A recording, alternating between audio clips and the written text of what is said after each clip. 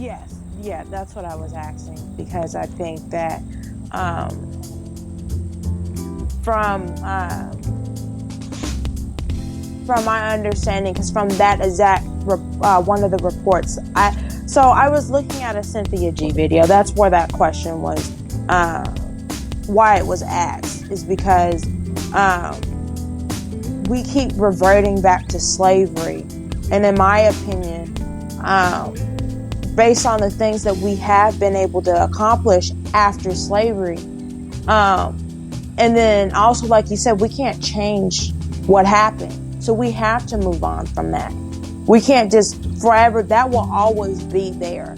So we Yeah, can't just because sit in that. it's a whole lot of, yeah. I mean, because there's a whole lot of reasons to it right now. But so-called black people do what they're taught to do, which is they're taught to so-called blame it on slavery. You know what I'm saying? But the truth of the matter is, there's a lot more going on right now. Like, for instance, a lot of people talk about how a lot of so-called black women in the so-called black community have children out of wedlock a lot, you know, and a lot of people wonder why, you know what I'm saying? But oftentimes, when you look at the culture of the so-called black community, the culture of the so-called black community is to depend on the government. That's what we transitioned over to when we went into civil rights. You know what I'm saying? Basically, they told us right at that after that Black Wall Street period or whatever, they told us not to fight back, not to rebuild, and we listened through so many various ways. And they told us that with the government's help, they'll help us get ahead and get what the so-called white folks are getting. We were told that so-called white folks were getting better for the most part, getting better stuff and things like that. And so our transition from uh, being independent and self-sufficient was from that into the culture of depending on the government.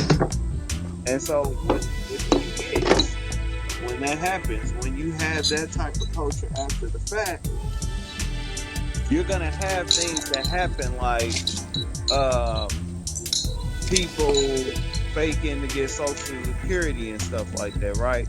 Why? Because Mm-hmm. it brings them closer to the government, the same culture in which we transition to. So you would expect that. Just like when you see women in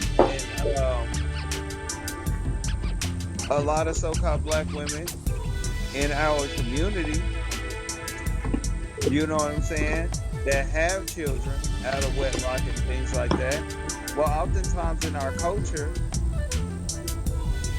collectively, we're taught that, uh, getting those government benefits brings you closer to opportunity.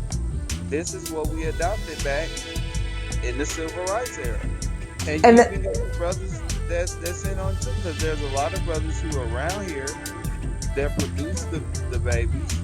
Because why? That's a place for me to stay. That's a place for me to get food.